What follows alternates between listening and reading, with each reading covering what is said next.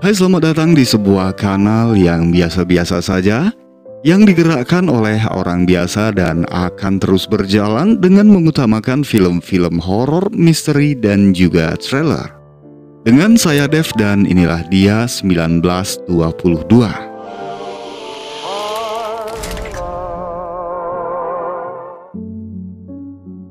Berlatar pada tahun 1930, memperlihatkan seorang pria bernama Wilfred James berada di penginapan, menulis kisah dan pengakuan akan sebuah dosa besar yang pernah dilakukannya. 8 tahun yang lalu, tepatnya pada tahun 1922, Wilfred hidup bersama istrinya Arlette Christina dan Henry, anaknya. Mereka tinggal di ladang jagung seluas 180 hektar milik ayah Arlette, dan sepeninggal sang mertua, Arlette Christina mewarisi tanah tersebut. Di kemudian hari, perbedaan pendapat memicu sebuah perdebatan di antara mereka. Arlette berniat menjual ladang, memulai kehidupan baru di kota dengan membawa Henry, membuka sebuah toko pakaian dan hidup berbaur dengan masyarakat. Sedangkan Wilfred juga Henry menginginkan untuk tetap di ladang jagung, hidup dalam ketenangan.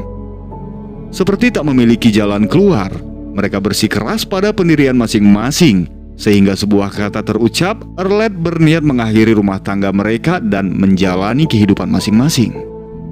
Perkataan itu meretakkan hati dan keharmonisan yang telah terjalin sejauh ini, membuat Wolf begitu membenci istrinya.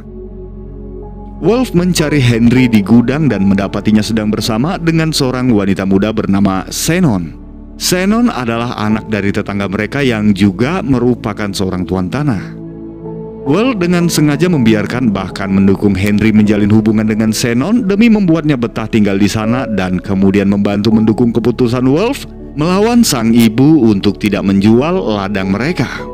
Wolf mulai menghasut, menanamkan pemikiran di kepala Henry bahwa mereka akan baik-baik saja tanpa Arlette bersama mereka, sehingga perlahan rasa benci mulai tumbuh di hatinya kepada sang ibu.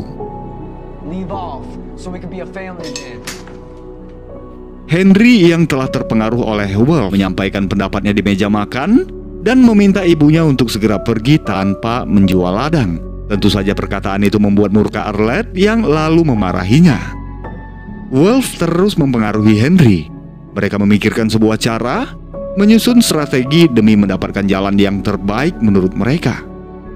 Malam itu Wolf menemui Arlette mengungkapkan tentang keputusan yang ia buat bersama Henry malam ini. Wolf menyatakan kesiapannya pindah ke kota bersama-sama membangun kehidupan baru. Keputusan itu disambut gembira oleh Arlette yang lalu merayakannya bersama mereka. Namun Henry, raut kebencian itu masih tampak jelas di wajahnya. Wolf mengantarkan Arlette yang mabuk ke kamar, membaringkan sang istri di ranjangnya. Lalu menemui Henry. Wolf memiliki rencana jahat untuk menghabisi Arlette malam ini. Bagaimanapun Henry masih berharap adanya cara lain agar mereka bisa tetap tinggal di ladang tanpa menghabisi ibunya. Namun Wolf yang telah membulatkan tekadnya meyakinkannya bahwa ini adalah satu-satunya cara. Dengan berat hati, Henry berjalan mengikuti Wolf ke kamar ibunya lalu mengucapkan selamat tinggal.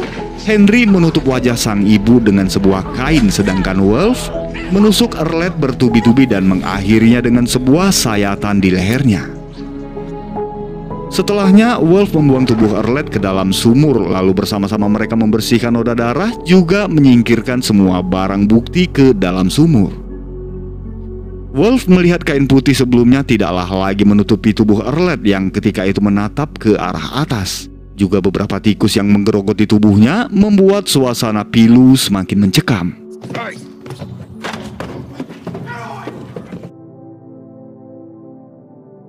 Wolf mulai mengatur sebuah alibi yang mengarahkan pemikiran seakan-akan Arlette pergi dari rumah tanpa sepengetahuannya dengan berjalan kaki dan membawa koper berisi baju.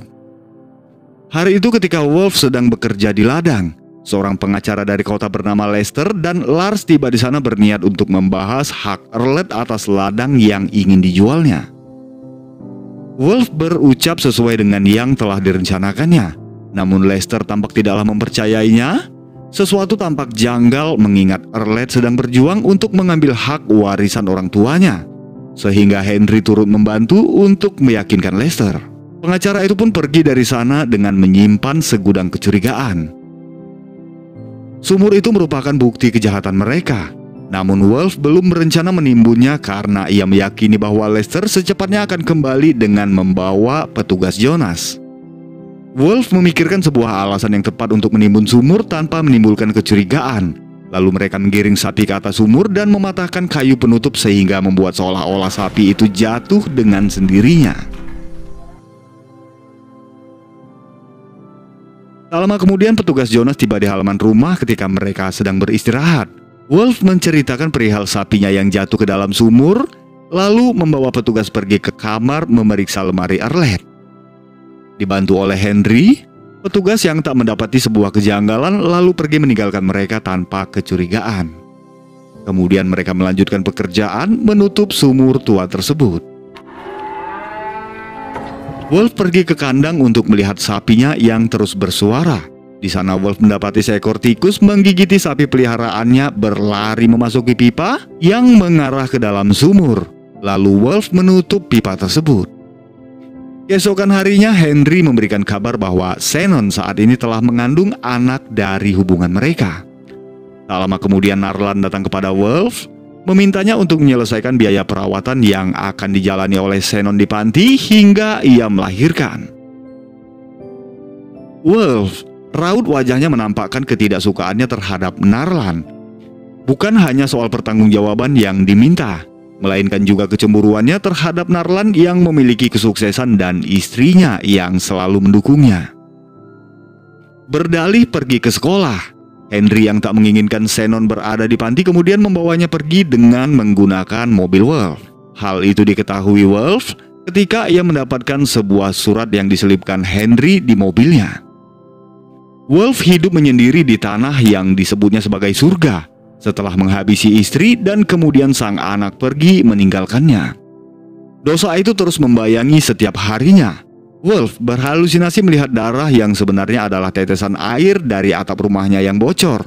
Memindahkan gaun merah milik Arlette yang terus menarik perhatiannya ke gudang, lalu Wolf beranjak tidur. Keesokan paginya petugas Jonas datang memberikan informasi bahwa mobil yang dibawa Henry telah ditemukan dan tak jauh dari sana, seseorang berpakaian koboi merampok toko kelontong dan petugas mencurigai Henry adalah pelakunya. Tentu saja Wolf menyangkal semua kecurigaan karena meyakini Henry adalah anak baik dan tuduhan itu sama sekali tak berdasar. Musim dingin sebentar lagi tiba. Wolf yang tak memiliki uang untuk memperbaiki atap lalu pergi ke bank untuk sebuah pinjaman dengan menggadaikan rumahnya seharga $750.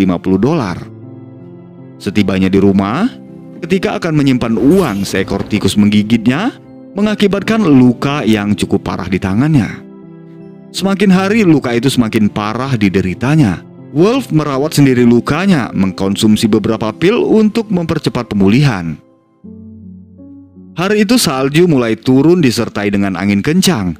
Dari dalam rumah, sepintas Wolf melihat sosok Arlette berada di luar rumah menatap ke arahnya. Wolf mencoba menghindar namun bayangan itu terus muncul hingga ia yang ketakutan terjatuh ke basement. Arlette datang kepadanya bersama segerombolan tikus membisikkan sebuah rahasia dari alam lain yang hanya diketahui oleh arwah terkait Henry yang terlibat dalam aksi penjarahan terhadap toko-toko di pinggiran kota, membeli senjata untuk mempermudah pekerjaannya dalam melakukan kejahatan yang lebih besar, membuatnya menjadi orang yang paling dicari di kota itu. Suatu hari ketika sedang melakukan perampokan, seorang penjaga toko melepaskan tembakan yang mengenai Sharon. Lalu Henry membawa Sharon yang sekarat ke sebuah gudang kosong. Wolf seperti tak kuat mendengarnya, meminta Arlette untuk menghentikan cerita dan segera menghabisinya seperti ia menghabisi Arlette. Arlette yang tak peduli kemudian melanjutkan bisikannya. Ketika sedang menyalakan api, Henry menyadari bahwa Sharon, seorang gadis yang menjadi alasannya melakukan semua ini, telah tewas bersama anak di dalam kandungannya. Hingga pada akhirnya Henry yang berduka memilih untuk mengakhiri hidup di samping Sharon. Keesokan harinya Wolf berada di rumah sakit dengan tangan yang telah diamputasi. Petugas Jonas menyampaikan informasi tentang penemuan tubuh wanita yang telah tewas karena aksi perampokan yang mereka duga adalah Arlette. Temuan itu cukup untuk melepaskannya dari kecurigaan dan jerat hukum. Tampak Wolf yang begitu bersedih karena menyesali perbuatan dan dosa yang dirahasiakannya telah menjadi beban dalam setiap langkah hidupnya. Wolf melihat wajah Henry yang telah hancur karena menurut dokter segerombolan tikus menggerogotinya sebelum tubuh mereka diketemukan. Suasana tampak begitu pilu ketika di gereja tak seorang pun datang untuk Henry. Hanya Wolf bersama arwah Arlette dan tikus-tikusnya. Tak ada kegembiraan dan ketenangan seperti yang diharapkannya di ladang itu. Semua telah pergi, hanya meninggalkan sesal dan rasa sepi. Wolf membawa seekor hewan peliharaan untuk tinggal bersamanya di dalam rumah demi membuang rasa sepi. Keesokan harinya, Wolf datang kepada Harlan untuk menjual ladang dan rumahnya. Kehidupan Harlan yang dianggapnya sempurna pun kini tak ubahnya seperti Wolf, hidup menyendiri setelah Sally istrinya pergi meninggalkannya. Kembali ke rumah, Wolf mendapati satu-satunya hewan peliharaannya telah tergeletak sekarat di halaman rumahnya. Kemudian Wolf menembak sapi itu, mengakhiri penderitaan dan memastikan bahwa tak ada lagi yang tersisa. Wolf benar-benar sendiri saat ini. Setelahnya, Wolf terpaksa menjual rumah dan ladang dengan harga yang sangat rendah untuk melunasi hutang bank yang dimilikinya. Lalu melanjutkan hidupnya, Wolf bekerja di kota impian Arlette dan menyadari bahwa sebenarnya ia bisa hidup berbahagia di kota berkumpul bersama istri dan anaknya. Tak ada yang bisa diperbuat, penyesalan tidaklah mengubah apapun, beban dosa dan rasa takut selalu membayangi setiap hari-harinya. Menyelesaikan beberapa lembar pengakuannya, Wolf berdiri tegak menghadapi Arlette, Shannon, dan Henry yang memegang sebilah pisau di tangannya dan film pun berakhir. Adegan akhir mencerminkan sebuah pembalasan atas semua dosa dan kekacauan yang diperbuatnya. Jauh lebih dalam, kisah ini meninggalkan banyak pesan tentang mimpi, harapan hidup berbahagia yang telah diracuni dengan ego dan keserakahan. Penyesalan adalah wujud dari kesalahan dalam pengambilan sebuah keputusan. Emosi melingkupi sebuah suasana hati penuh kebahagiaan atau amarah yang berlebihan. Apapun suasananya, keputusan tidaklah bisa diambil di saat emosi karena penyesalan bukanlah sebuah mata uang yang pantas untuk membeli kembali waktu yang telah terlewatkan. Wolf hidupnya bisa berjalan lebih baik dan berbahagia jika saja ia menerima saran sang istri sedari awal. Pun pada akhirnya, setelah kehilangan segalanya, Wolf pergi ke kota, namun kali ini tanpa keluarga, harta, dan kebahagiaan. Hanya penyesalan dan beban dosa yang terus membayangi hingga akhir hayatnya. Sekian dari saya. Mohon maaf untuk segala kekurangan, kesalahan dalam hal penyebutan, dan juga kata-kata terucap yang kurang berkenan di hati teman-teman semua. Akhir kata saya ucapkan terima kasih dan sampai jumpa di plot selanjutnya.